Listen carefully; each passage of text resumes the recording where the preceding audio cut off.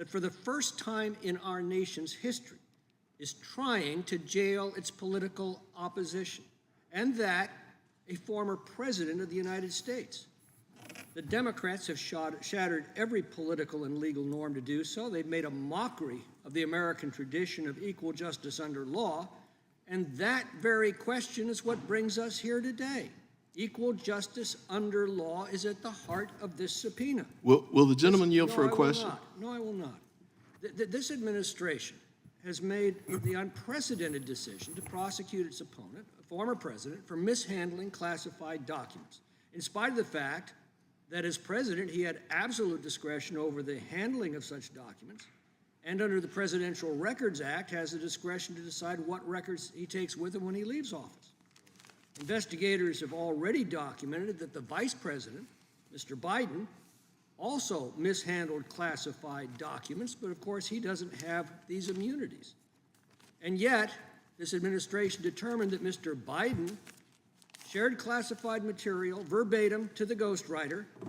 He had no authority to divulge that information. His ghostwriter had no authority to receive it.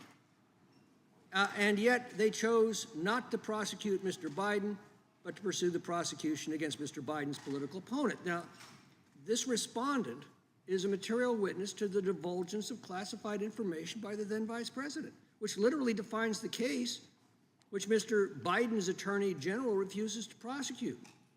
And we, as legislators, have to understand that decision in every detail, because that then illuminates what needs to be done to restore confidence in this process and assure that the law is being evenly and equally applied without political favor, including statutory changes to affect this result. The radically different decisions to prosecute Donald Trump but not to prosecute Joe Biden by the Biden Justice Department is central to the equal administration of justice, which is in turn central to the rule of law. Without equal justice, the law loses its legitimacy and simply becomes a raw exercise of force. The House Judiciary Committee is charged with zealously guarding these fundamental principles and to craft the laws necessary to protect them. The circumstances that have brought us to this sad period of our history need to be clearly understood from every angle, and then to take whatever legislative action is necessary to assure that this woke lawfare never threatens our democracy again. We have a well-established path available to us, which includes the contempt citations before us right now. This administration has pursued criminal contempt against 2 Trump officials for ignoring a congressional subpoena and had them sentenced to jail for doing so.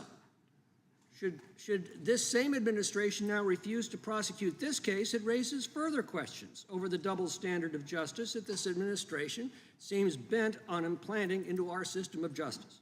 But we don't need to address those questions today. Today, the simple issue, the crystal clear issue is this: the House issued a legal subpoena over a legitimate and defined matter of legislative significance, and that subpoena has been ignored. Our next recourse is to hold the individual in contempt and refer the matter to the Department of Justice. That's the appropriate response. And it's a fundamental question of enforcing the prerogatives and powers of Congress, and it disappoints me that this vote would not be unanimous.